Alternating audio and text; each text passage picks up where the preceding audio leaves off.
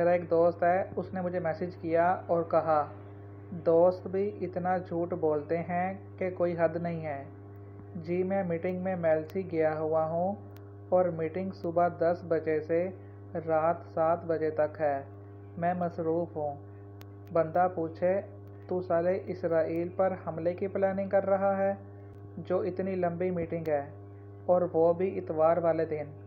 ना तू सरकारी मुलाजिम है, ना तू गैर सरकारी मुलाजिम, ना तेरा कोई कारोबार, ना तेरी कोई बीवी।